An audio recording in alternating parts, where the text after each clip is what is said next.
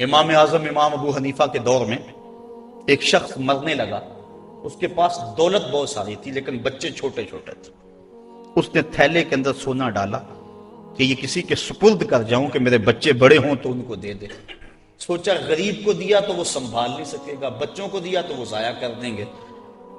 ایک دوست تھا اس کا امیر ترین، اس کو کہا کہ میاں یہ سونا اور تھیلا ہے، ساتھ وصیت نامہ لکھا، جب میرے بچے بڑے جوان ہو جائیں، بالغ ہو جائیں تو جو تیرا جی چاہے ان بچوں کو دے دینا۔ یہ اس نے وصیت کی اور وہ سب کچھ اس کے سپرد کیا۔ بچے جوان ہوئے، اس نے لوگوں کو بلایا، بچوں کو بلایا، سونا تھیلا سب کچھ سامنے رکھا، وصیت نامہ پڑھا کہ ان کے باپ نے جب مرتے ہوئے مجھے یہ سونا تھیلے میں ڈال کر دیا تو ساتھ یہ وصیت نامہ لکھ کر دیا کہ جب میرے بچے جوان ہوں گے جو تیرا جی چاہے بچوں کو دے دے۔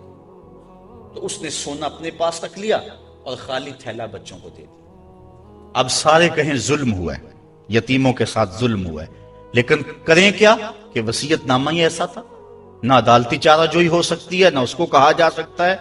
سارے کہیں ظلم ہوا، علماء سے پوچھا، کہا ظلم ہوا، لیکن کیا کہا جا سکتا ہے؟ وصیت نامہ کے اندر بات ہی ایسی تھی کہ اس نے زیادتی کی ہے اور سب کچھ خود رکھ لیا۔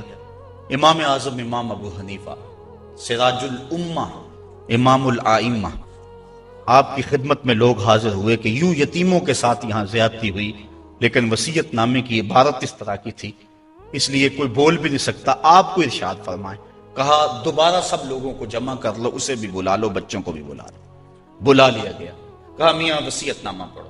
وصیت نامہ پڑھا گیا کہ یہ سونا ہے، تھیلے میں ڈال کے تجھے دے رہا ہوں، جب میرے بچے جوان ہو جائیں گے جو تیرا جی چاہے وہ بچوں کو دے دینا۔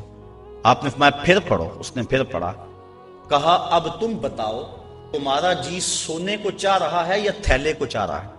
اس نے کہا میں تو سونا رکھنا چاہتا ہوں۔ کہا وصیت نامہ پڑھو، وصیت میں ہے جب بچے جوان ہوں گے جو تیرا جی چاہے وہ بچوں کو دے دینا۔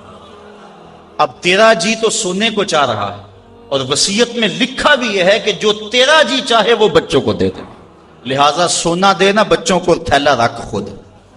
تو امام اعظم نے اس طرح ان یتیموں کی مدد فرمائی تو کہا